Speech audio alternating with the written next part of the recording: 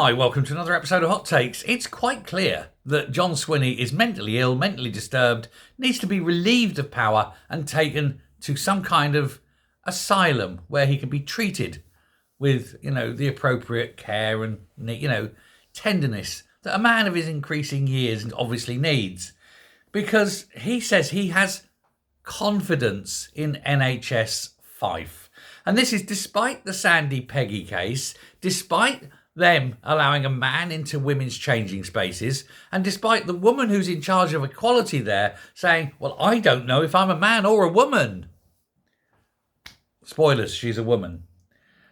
And yet he's trying to defend this because it goes against, or it would if they lose, it goes against what the great leaderine said, because she was very famously, oh no, gender, we've got to push the gender, and shit.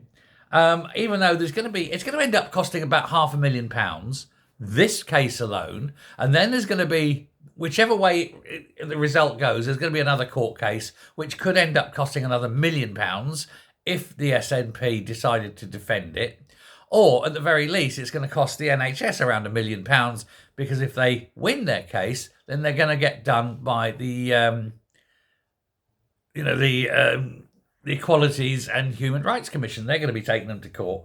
And so either way, they can't win. And either way, they're going to go to court again. It's brilliant, isn't it? But this lunatic, Swinney, still says he's confident in NHS Fife. I think he's the only one.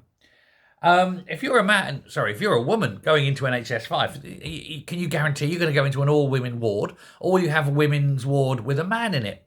Now, and here's the thing, and I've reported this in the past, they've actually had cases of a woman lying in hospital in a bed who was raped by a man pretending to be a woman in a woman's ward.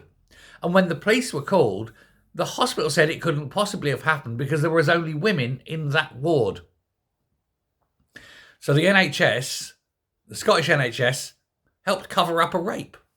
Amazing, isn't it? But it was against the agenda, so they weren't going to say anything about it. Anyway, there's calls now for the senior members of the board to all resign, a whole new board brought in. Swinney's trying to defend them, saying, no, they're doing a fine job. Fine job of what, one may ask. And they want full costs and the sign-off, the names of people who signed off. And the NHS are saying this is unhelpful. Yes, it is for them. It's very helpful for everyone else, though, and everyone else knows who's signing this shit off and who has to be fired.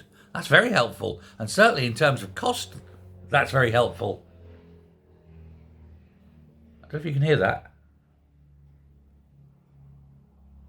If you can hear that on there, that's a Spitfire going over. We're in the flight line for them. Get them all the time. Anyway, now